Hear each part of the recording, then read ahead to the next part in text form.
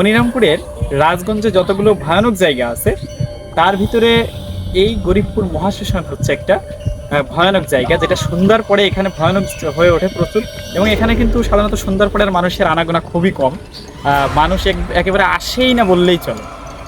তো চলুন আজকে আপনাদেরকে এই মহাশ্মশানের বিভিন্ন ভয়ঙ্কর যে জিনিসগুলো সেগুলো তুলে ধরব।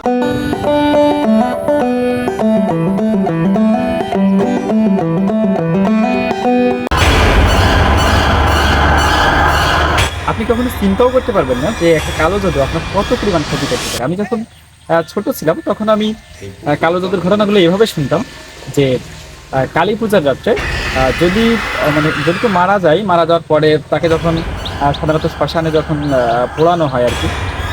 তো কালী পূজার রাতে যদি কেউ অর্ধেক রাতে আর কি, যদি কেউ যে যে লাশটা পোড়ানো হয়েছে সেই লাশটার যে হাড়, সেই হাড় যদি নিয়ে এসে নাকি আপনার এই কালো জাদুগুলো করা হয় সাধারণত, মনের যা চাই তাই নাকি করা যায়, এসব শুনতাম আর কি ছোটবেলায়। তো আমি এই যেখানে আজকে এসেছি এখানে এর গতবার একবার এসেছিলাম। আপনারা জানেন আমি বরাবরই অ্যাডভেঞ্চার প্রিয় এবং এই জায়গাটা অনেকটা সেরকমই। হ্যাঁ, এই এখন আসছি, এখনও আমার কিছুটা ভয় ভয় লাগছে। তো গতবার আসছিলাম এবং ওখানে দেখছিলাম যে সাধারণত কালো জাদুর যে চিহ্নগুলো, যেমন কাগজে কিছু লিখে সেটা পোড়ানো হয়েছে, তারপরে একটা পুতুল সেখানে কিছু লিখে সেটা বেঁধে আপনার তাতে আবার সুচ ফুটানো হয়েছে বা এটা ওটা ফুটানো হয়েছে, ফুটিয়ে তারপরে আবার সেটা নদীতে ফেলে দেওয়া হয়েছে। কালো জাদুগুলো কিন্তু সাধারণত এরকম, এবং তারা কালো জাদুতে একদম বিশ্বাস করেন না। তাদেরকে বলবো যে ওখানে বিশ্বাস না করার কিছু নাই, কারণ আমি যদিও নিজেই এটার কখনো সাক্ষী হইনি, কিন্তু আমার মনে হয় যে এই কালো জাদুটা একদম পুরোপুরি প্রভাব ফেলে এবং এই সম্পর্কে হয়তো পুরাণের কিছু কথা লেখা আছে। তো যাই হোক, আজকে আমি এখানে যে জায়গাটা এসেছি আপনাদের একটুখানি ঘুরে দেখাবো। এই জায়গাটা সন্ধ্যার পরে কিন্তু এখানে ভয়ঙ্কর হয়ে ওঠে এবং আমি এখানে এই জায়গাটা সম্পর্কে আগেও একটা ভিডিও দিয়েছিলাম। সেই ভিডিওয় কিন্তু জায়গাটায় ভয়ঙ্কর ছিল, কিন্তু এতটা ভয়ানক ছিল না মনে হয়।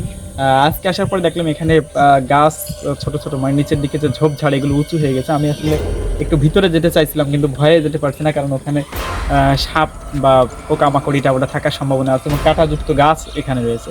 তো প্রিয় দর্শক, এই পাশে যেটা দেখছেন আপনারা একটু দেখাই।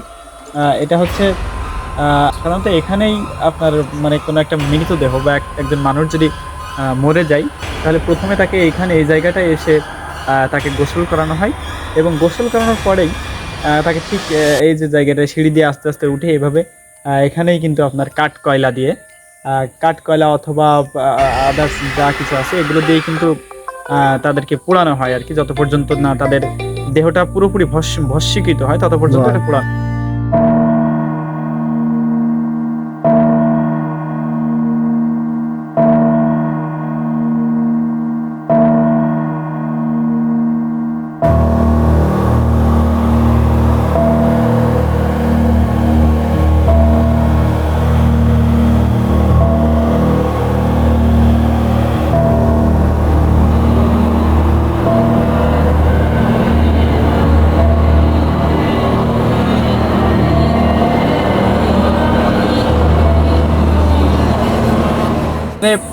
দুই থেকে তিনটা খুব সম্ভব শ্মশান আছে বড় বড়, তার ভিতরে এইটা একটা বড় শ্মশান এবং এখানে আগে এত সাজানো গোছানো ছিল না, কিন্তু এখন মাননীয় এমপি মহোদয়ের যে আর কি অনুদানে এখানে এত সুন্দর একটা জায়গা করা হয়েছে। তো এই যেখানে পোড়ানো হয় এর পাশেই কিন্তু রয়েছে একটা বড় কি গাছ বলবো, হিজল গাছ মনে হয়, এবং এর পাশে আরও একটা গাছ রয়েছে, এটা কি গাছ আমি জানি না। তো তারপর এখানে আপনি যখন এখানে ঢুকবেন আর কি, তখন আপনাকে এখানে একটা বড় সিঁড়ি দিয়ে কিন্তু নামতে হবে।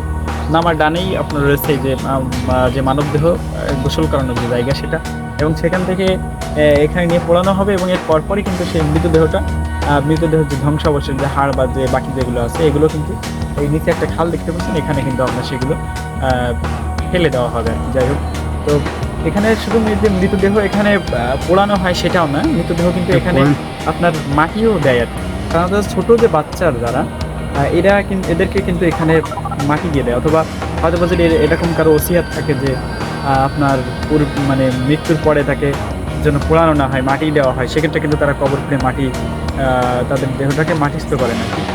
যাই হোক, আজকে আপনাদেরকে এখানে জায়গাটা ঘুরে দেখলাম। আমি বরাবরই অ্যাডভেঞ্চার প্রিয়। আজকে এই পর্যন্তই, ভালো থাকবেন সবাই।